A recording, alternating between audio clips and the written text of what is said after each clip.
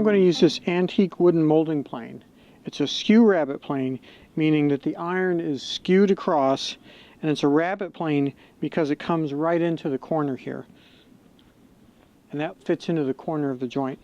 Now this doesn't have any type of depth guides, so what I do is I put my fingers along the bottom here, and they'll act as my fence running it along the wood. As far as depth control, I just have to pay attention to when it's down to my line. I set my fingers there to the depth I want. Set the plane so that the edge is up against my scribe line. And it's better to start here at the end, just like I did with the chisel, and work my way backwards. So I'm creating my initial shoulder that I'll use to register the tool for the remainder of the process.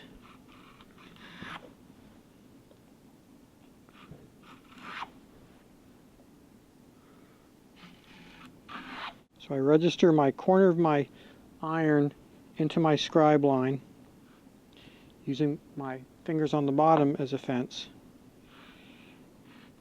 and take a shaving. Move it back, take another shaving. Move it back, take another shaving. And eventually I come to the end of the piece and I take that last shaving. So now I have a small lip established all along here. If necessary, I can take another pass like that, working my way back, but now I have a shoulder to set the body of the plane into. So I can deepen that shoulder with a couple of quick passes.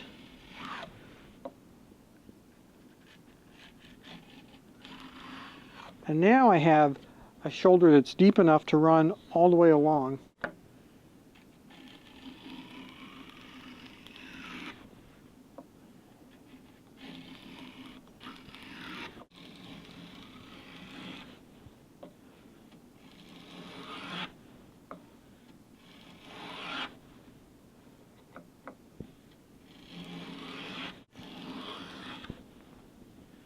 And I'm just about one shaving away from my scribe line.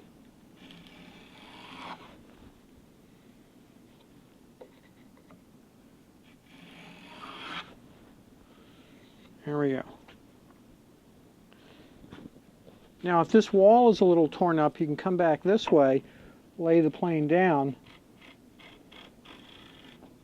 and clean that up.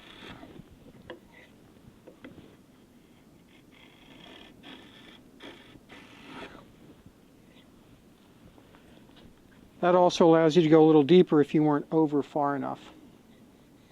So that one is complete. For cross grain work, this plane has a little nicker here that I can tap down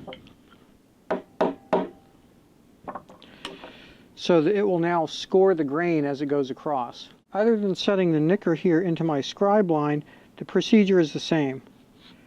I work a bit from the end, going backwards, making myself a nice shoulder to work from. And once I have that shoulder established, I can be a little more aggressive about trying to do full-length cuts. Meanwhile, that nicker with every pass is cutting the fibers. And I can also run it backwards like this to run the nicker over it, score it, and then come forward. So score it, come forward.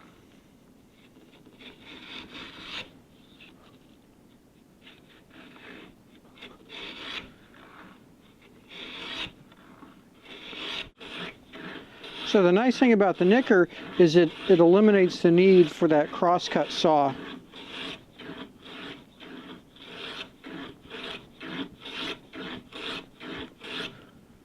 Just have to pay attention to my gauge line here.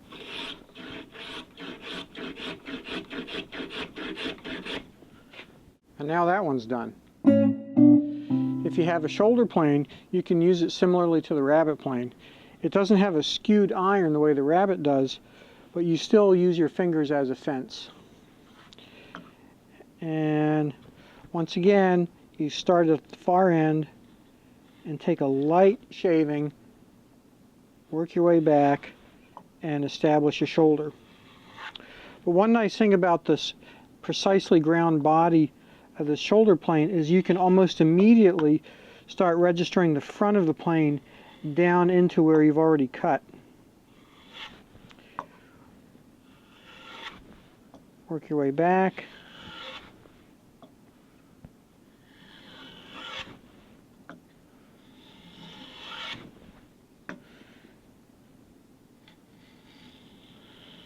And notice now I'm taking nice full-length shavings because I've gotten a shoulder established that the nose of the plane can follow.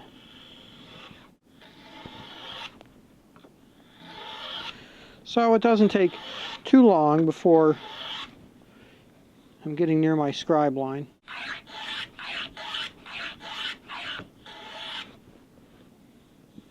So that shoulder plane is giving me a nice, precise, crisp corner.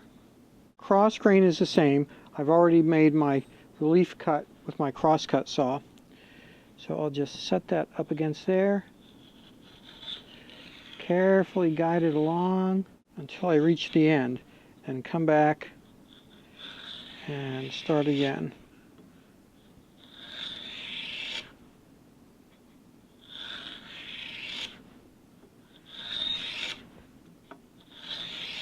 Now that I have a shoulder established, I can be fairly aggressive with my speed, just paying attention to my depth of cut. And that one's done. Next I'm going to use this metal specialty rabbeting plane. One of the problems with these is that they're often missing parts. For instance, this is missing the fence that goes here that establishes the width. And this is also missing the depth stop. So you kind of have to use this freehand, just like the Skew rabbet plane that I was using earlier. One nice thing about this one is it does have this front bullnose position that allows you to take a rabbet up tight into a corner.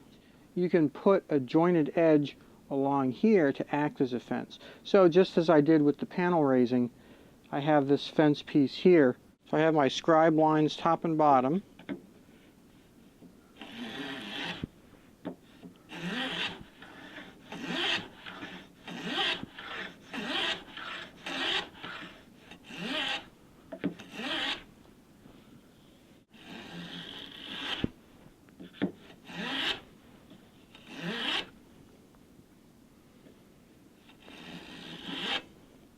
The process for cross grain is the same, except that this plane has a nicker to score the wood before the iron comes along and cleans it off.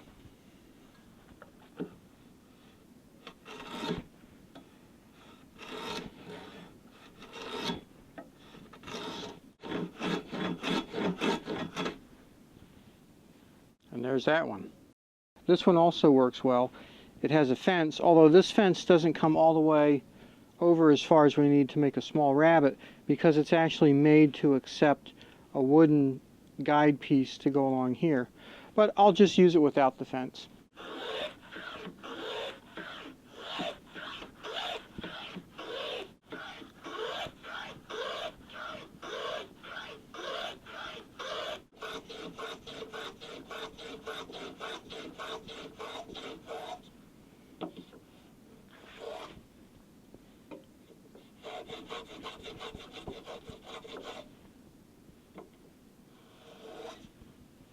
And that one's done. Last we have the moving fillister plane. So what's moving about it is it has this fence on the bottom that sets the side depth. It also has this foot fence here that sets the vertical depth. So you've got two depth stops here on this, which means that I don't have to mark anything on my workpiece. It also has a nicker for my cross grain work. I'll go ahead and leave it down for the long grain cuts here, but it's not necessary. The handling of this is similar to the Skew rabbet plane, but now I need to register this fence up along my edge. So instead of my fingers, I have that fence. I start running it across, and I just keep taking shavings until this brass foot bottoms out on the workpiece. About the only challenge in using these planes for this type of work is to be sure that you're not pitching them over a little bit. Make sure you hold them up straight.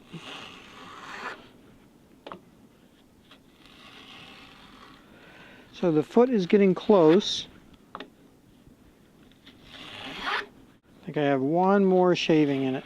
Okay, it's bottoming out here, but it's still not bottoming out at this end. So just a little partial shaving there.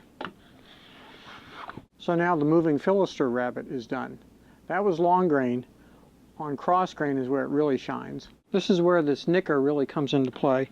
So I register this with my fence up against the edge, draw it back so that the nicker cuts a line, and there you can see the line that it's cut.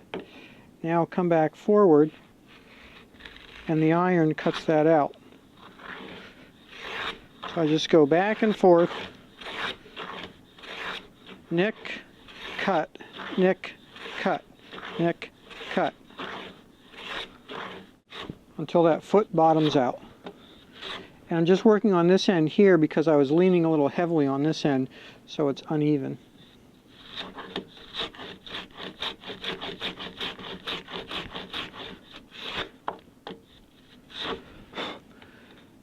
The one thing you do have to be careful of with this foot is that you don't run the foot off the end and now it's unsupported and you continue cutting. But other than that, this is extremely easy to use.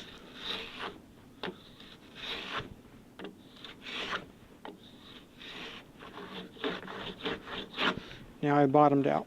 And that's the final rabbet.